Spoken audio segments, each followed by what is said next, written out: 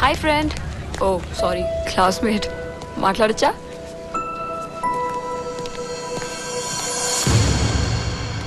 నిన్ను చూస్తే నాకు చాలా ఆశ్చర్యంగా ఉంది. వాళ్ళని ఎవరైనా ఎదిరించి మాట్లాడితే చాలు మీద పడి చిత్తగా బాధేస్తారు. అలాంటిది నువ్వు వాళ్ళ మీద చేసి కూడా కంట్రోల్ చేస్తున్నావు అంటే ఎలా? స్టూడెంట్ సైకాలజీ స్టడీ చేసావా? స్టూడెంట్ సైకాలజీకి స్టూడెంట్ గ్రూప్ సైకాలజీకి చిన్న తేడా ఉంటుంది. ప్రతి గ్రూప్ కి లీడర్ ఉన్నట్లే ప్రతి గ్రూప్ లో ఒక మూర్ఖుడు ఉంటాడు. వాడి మీద మిగతా వాళ్ళకి ఏ ఒపీనియన్ ఉండదు. ఏ గొడవ జరిగినా ముందు మీదకి వచ్చేది ఆ మూర్ఖుడే. వాడిని కొడితే వాడు అవుతాడు, మిగతా వాళ్ళు కూడా అవుతారు. లీడర్కి మూర్ఖుడిని కాపాడటం కంటే లీడర్షిప్ కాపాడుకోవడం ఇంపార్టెంట్. కనుక సేఫ్టీ ఆలోచిస్తాడు. రే దొరికాడు రండ్రా. ఏం సేఫ్టీ అన్నాడు? పిల్సా కాండమ్సా? కాలేజ్ వెనకాల ఏం చేస్తున్నారు? దాదా బాగానే దొరికారు ఇళ్ళు. భావన, వాళ్ళకి ఆన్సర్ చెప్పాల్సిన అవసరం నీకేమైనా ఉందా? Not at all. ప్రతి అడ్డమైన వాడికి ఆన్సర్ చెప్పాల్సిన అవసరం నాకు లేదు. అయితే ప్రిన్సిపల్ దగ్గర పదండి, పేరెంట్స్ని పిలిపిస్తారు, అప్పుడు చెప్తారు కానీ ఆన్సర్స్. 23404060 మా ఇంటి ఫోన్ నంబర్. ప్రిన్సిపల్ దగ్గర ఉందో లేదో చూసుకో. సత్య, నీకు విషయం తెలుసా? ఇంతకుముందు నాకు రాధా అని ఒక వర్స్ట్ బాయ్ ఫ్రెండ్ ఉండేవాడు. వాడు వర్స్ట్ అని తెలుసుకొని వాడితో ఫ్రెండ్షిప్ కట్ చేశాను. ఆ ఇన్సిడెంట్తో మా పేరెంట్స్కి నా మీద చాలా కాన్ఫిడెన్స్ పెరిగింది. ఇప్పుడు నీలాంటి వాడితో ఎక్కడ కనిపించినా కూడా మా పేరెంట్స్ నన్ను నమ్ముతారు.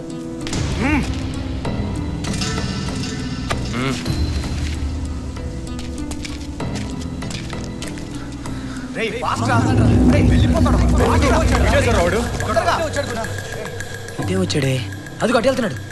నాకు ఇంత ధైర్యం ఎలా వచ్చిందో తెలియడం లేదు. నీ వల్లేనేమో. ఈ వేసిన కొడుకుల వల్లే మిస్ అయ్యాడు. రై ఏంట్రా వాగుతున్నావు? జరిగిందిగా చెప్పాను. మీకంటే వేసిన కొడుకులు ఎవరు ఉంటారా? మొదలైందా? అవును, వాళ్ళ గురించి ఇంత బాగా సైకో అనాలిసిస్ చేసావు కదా. ఇప్పుడు చెప్పు, ఆ 2 బ్యాచ్లో ఏ బ్యాచ్ గెలుస్తుంది?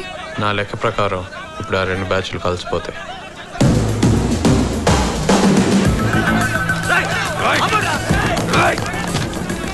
దాదా, నా మాట విను. మనందరి టార్గెట్ వాడే కదా. వాడి గురించి మనం కొట్టుకోవడం ఎందుకు? ఎందుకు ఏమంటావు? కలిసి ప్లాన్ చేద్దాం. వాడికి ఛాన్స్లు ఇప్పుడు చేద్దాం. బాగుంది, ఎస్ఎస్గా పిలుద్దామా? జోక్ లేదు.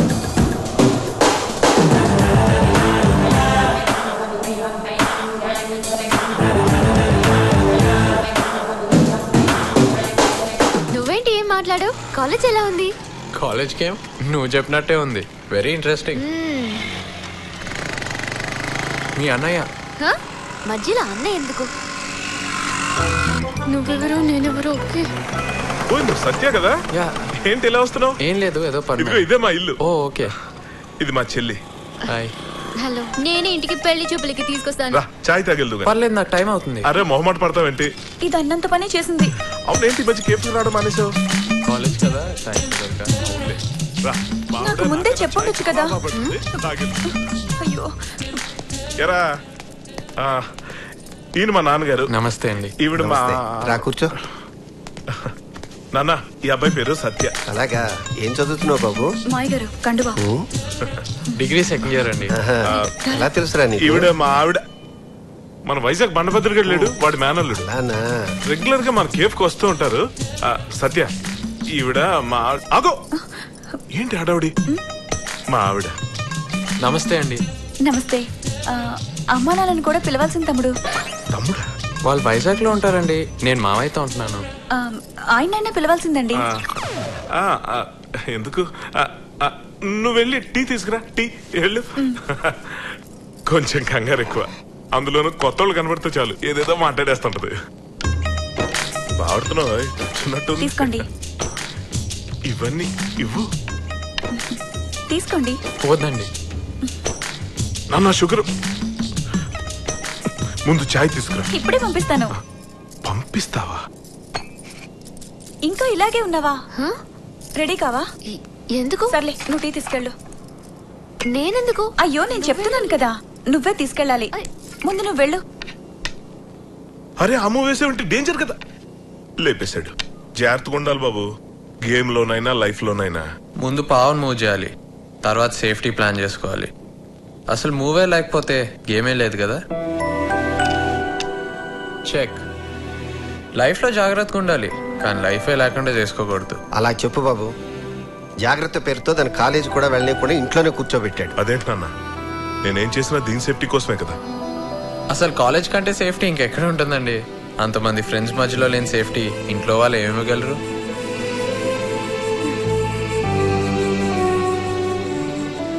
ఏమో, అదంతా నాకు తెలియదు. కాలేజ్ ఎలా ఉంటుందో నాకు కేఫ్లో కనిపిస్తుంది. నాకు తెలిసిందే నేను ఫాలో అవుతాను, ఎవరేమనుకున్నా సరే. సుఖం లేకుండా చేయటం అనే కాన్సెప్ట్తో సత్యగా అన్ని బ్యాచ్లు కలిగేశారా. ఆడు కెలక్కని బ్యాచ్ చేద్దాం ఉందంటే అది మన బ్యాచే.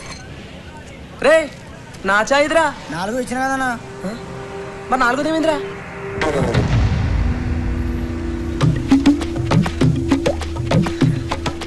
ఏంట్రా అన్న చెయ్యకుండా మాట్లాడాను. సర్లే, ఏంటి సంగతులు? మా దగ్గర విషయాలే ఉంటాయన్న. పొద్దున వచ్చి అటెండెన్స్ చెప్తాం, గోడెక్కుతాం. గోడెక్కిన టీ తాగనిపిస్తుంది, టీ తాగినట్టే అమ్మాయిలు బిడి అనిపిస్తుంది. ఎవరితైనా పడిందా మా అదృష్టం, పడలేదా దాని అదృష్టం. అయినా మా గురించి ఎందుకు కలిగానన్నా, నువ్వు వచ్చాక ఎప్పుడే భుజం మీద చేస్తావో తెలియక కాలేజీలో సగం మంది బబ్బులుగా నవ్వుతున్నారంటే నమ్మన్నా. అన్నా అక్కడ బ్యాచ్లన్నీ కలిసి నేను చేద్దామని తెగ ప్లాన్ ఎత్తుంటే ఏంటి కూల్గా ఉన్నావు? వాళ్ళకి పని పెట్టాలా? సరే ఎస్ఎస్ న్యూ చేద్దాం. వాళ్ళు తలుచుకుంటేనే జాలేస్తుందన్నా. నాకు కూడా కొంతమందిని చూస్తే జాలేస్తుందిరా. నువ్వైతే ఫ్రెండ్షిప్ చేస్తావు, లేదంటే భుజం మీద చేస్తావు. జాలి పడుతున్నావు అంటే వాళ్ళు ఎటుగంట టైప్ అనమాట. కరెక్ట్గానే చెప్పారా? ఓకే, మళ్ళీ కలుద్దాం. ఎటు కానీ తేడాగాలు కూడా ఉన్నారా మన కాలేజీలో? ఎవరైంటారబ్బా? ఇంకా మనమే. ఆడు చూడు, వాడి పేరుకి లైన్ వేస్తున్నాడు. ఏంటి ఇలా వచ్చావు? కాన్వెంట్ లేదా? టెన్షన్గా ఉన్నావు ఏంటి? ఎక్కడైనా వెళ్ళి కూర్చుందాం. ఏమైంది? ఏమైందని అంత ఈజీగా అడుగుతున్నావేంటి? మన గురించి అన్నయ్యకి తెలిసిపోయింది. మా వదిన ఒకటి పెళ్లి చూపులు అనుకుని అన్నయ్యని అడిగిందంట. అంతే, అన్నయ్య ఎప్పటి నుంచి పరిచయం, మీ ఇద్దరు రిలేషన్షిప్ ఏంటని ప్రశ్నల మీద ప్రశ్నలు అడిగితే నాకేం చెప్పాలో తెలియక జస్ట్ ఫ్రెండ్ అని అబద్ధం చెప్పాను. ఫ్రెండ్ అని అబద్ధం చెప్పావా? అంత కూల్గా అడుగుతున్నావేంటి? నేను పిల్లలకి కూడా అబద్ధం చెప్పాను, అలాంటిది అన్నయ్యకి చెప్పానంటే ఎంత టెన్షన్, ఒళ్ళంతా చెమట్లు పట్టేశాయి. ఫ్రెండ్ అని అబద్ధం చెప్పావా? మళ్ళీ అదే ప్రశ్న.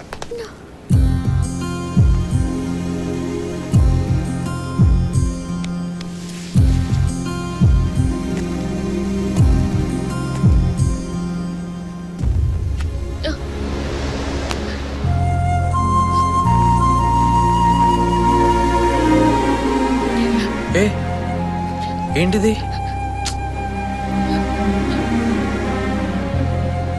అంటే అది అబద్ధం కాదా? మరి నేనెందుకు అంత టెన్షన్ పడ్డాను? అది అబద్ధమే కాదా? ఇప్పుడు ఏమైంది? ఫ్రెండ్స్ అని అబద్ధం చెప్పావు, అంతే కదా? ఇప్పుడు కూడా గుండె గట్టిగా కొట్టుకుంటుంది. ఏదో ఒక రోజు నిజం చెప్తూ కానిలే.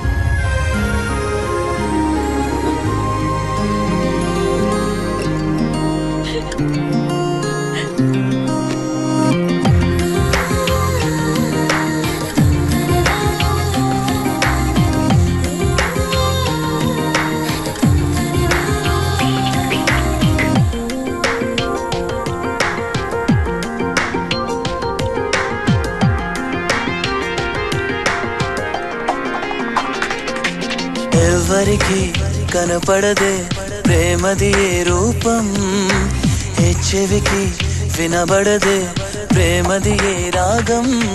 వెనకే అపురూపం తెలియే అనురాగం. ఎదలోనే కొలువున్నా ఎదురైనా పోల్చలేక, నిజమేలే అనుకున్నా రుజువేది తెల్చలేక, మరిలా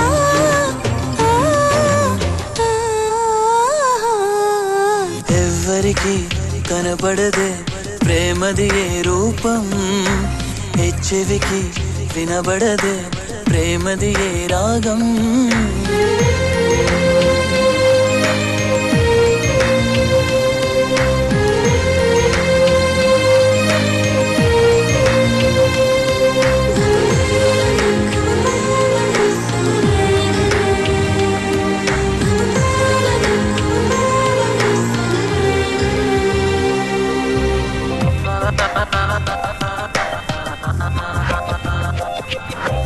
దారి అడగక పాదం నడుస్తున్నదా వేల తులుపక కాలం గడుస్తున్నదా తడి ఉన్నదా ఎదలో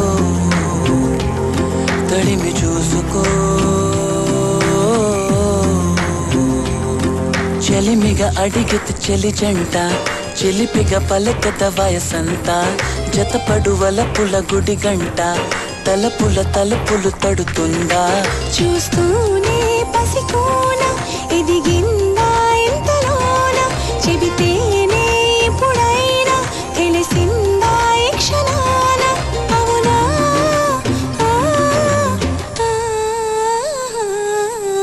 ఎవ్వరికి కనపడదే ప్రేమది ఏ రూపం ఏ చెవికి వినబడదే ప్రేమది ఏ రాగం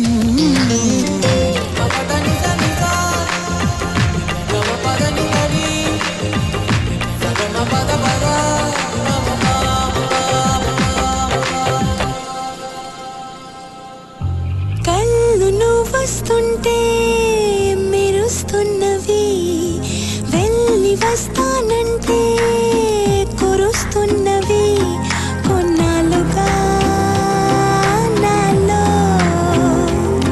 ఎన్ని వింతలు గలగల కబురులు చెబుతున్నా వదలదు గుబులుక గడియేనా మది అనవలసినదేదైనా పెదవుల వెనకనే అనిగేనా హృదయంలో వింత భావం పదమేది లేని కావ్యం ప్రణయంలో ప్రియనాదం వింటూనే ఉంది ప్రాణం తెలుసా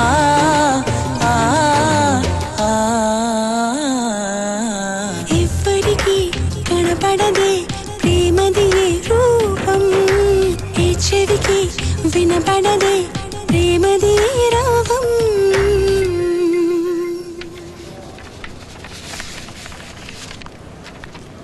ఫ్యాక్ట్ సార్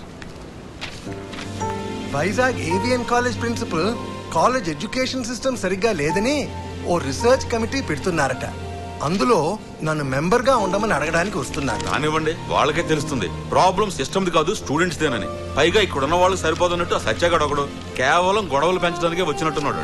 నాకు అలా అనిపించటం లేదండి. అదేంటి సార్, ఆ రోజు వాడు క్లాస్ లో ఎంత ఇన్సల్టింగ్ గా మాట్లాడాడు. ఆ తర్వాతే కదండి మీరు లెసన్స్ ఇంట్రెస్టింగ్ గా తీసుకుంటున్నానన్నారు. వాడు ఏం చేస్తున్నాడో ఎందుకు చేస్తున్నాడో తెలియదు, కానీ అతను వచ్చాక కాలేజ్ లో గుడ్ సైన్స్ కనిపిస్తున్నాయి.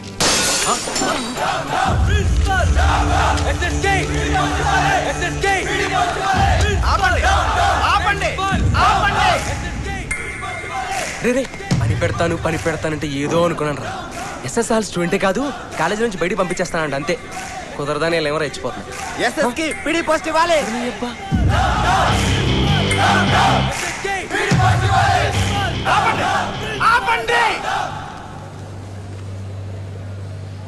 ఇలాంటివేమైనా ఉంటే ముందు మమ్మల్ని అడిగి మేము కాదంటే అప్పుడు కదా స్ట్రైక్ చేయాలి. సూపర్ సీనియర్ సురేష్ కుమార్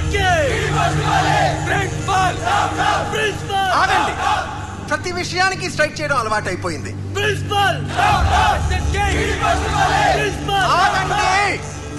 ఈ మ్యాటర్లో నేను ఒక్కడిని డిసిషన్ తీసుకోలేను.